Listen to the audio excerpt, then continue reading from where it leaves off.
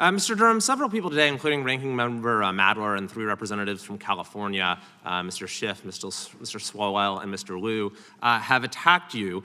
Ranking Member Nadler called your report a political exercise with ethical ambiguity. Mr. Liu called you a partisan hack. However, it seems that they're taking issue not so much with the conclusions of your report as those of Mr. Mueller's report, which concluded that the investigation did not establish that members of the Trump campaign conspired or coordinated with the Russian government in its election interference activities. That conclusion directly contradicted statements made on the record by those representatives. For example, Mr. Schiff in 2017-2018 made statements such as, the Russians offered help, the campaign accepted help, the Russians gave help, and the president made full use of that help, and that is pretty damning. He also said there's clear evidence on the issue of collusion. He said, I think there's plenty of evidence of collusion or conspiracy in plain sight. Mr. Durham, will the gentleman yield? Are those statements supported by the conclusions of the Mueller report? Will the gentleman yield? No.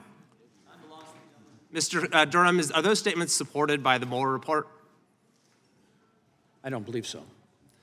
Mr. Nadler stated, it's clear that the campaign concluded and there's a lot of evidence of that. The question is, was the president involved? Mr. Nadler also said there was obviously a lot of collusion. Mr. Durham, were those statements supported by the Mueller report? I don't believe they are supported by the Mueller report. Mr. Liu stated in a press release in March of 2017, the bombshell revelation that U.S. officials have information that suggests Trump associates may have colluded with the Russians means we must pause the entire Trump agenda. We may have an illegitimate president of the United States currently occupying the White House. Mr. Durham, did the Mueller report establish that we had an illegitimate president occupying the White House? Not to my knowledge. Mr. Swalwell stated in 2018, in our investigation, we saw strong evidence of collusion. Did the Mueller report support that there was strong evidence of collusion? Not to my knowledge.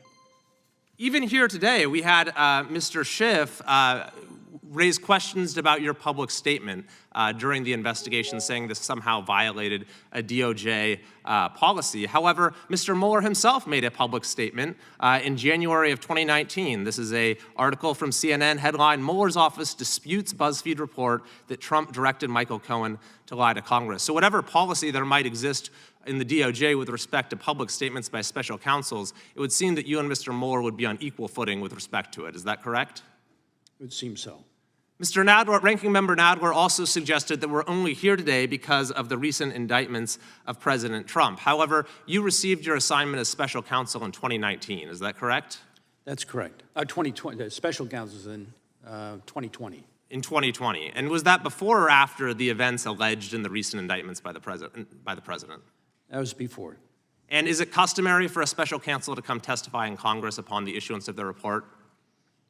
This is my first experience of this sort of thing.